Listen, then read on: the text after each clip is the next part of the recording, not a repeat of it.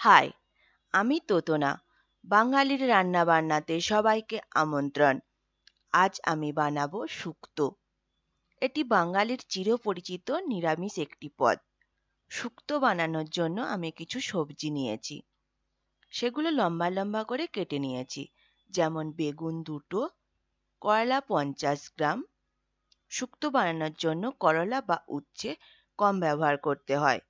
কাঁচা কলা 1টা, আলু 2টো মাঝারি মাপের, সজনে ডাঁটা 1টা, শিম 100 গ্রাম। তাছাড়া আরও লাগছে বড়ি। বড়ি তেল দিয়ে ভালোভাবে ভেজে নিয়েছি।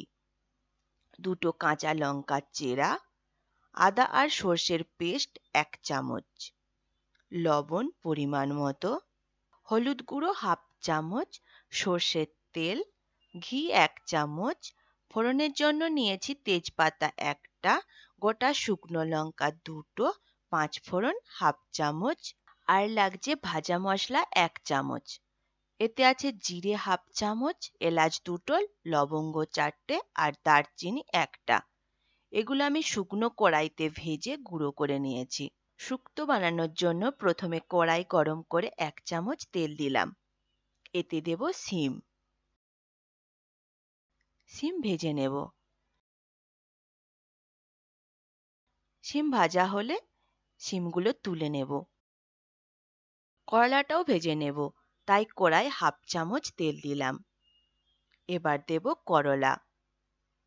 করলাটাকে ভালোভাবে ভেজে নেব। করলা ভাজা হয়ে গেছে, এটা তুলে রেখে দেব। আবার দেব 2 চামচ তেল।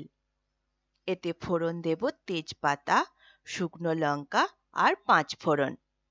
সামান্য একটু নাড়াচাড়া করে নেব। ফোড়ন থেকে গন্ধ আসলেই দেব আলু। আলু সামান্য ভেজে নেব।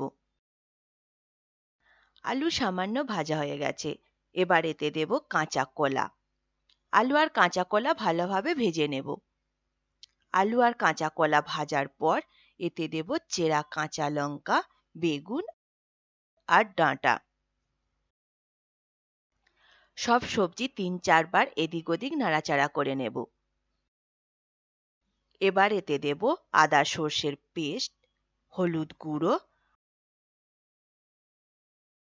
আর অল্প জল।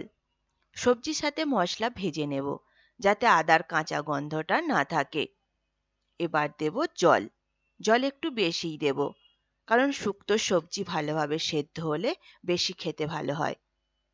এতে দেব ভেজে রাখা সবজি, শিম আর করলা, পরিমাণ মতো লবণ আর বড়ি।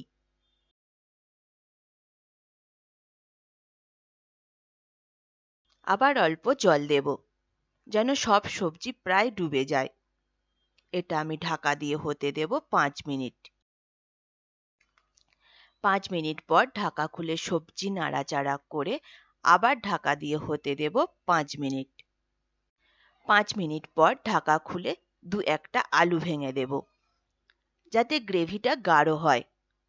এবার দেব ঘি।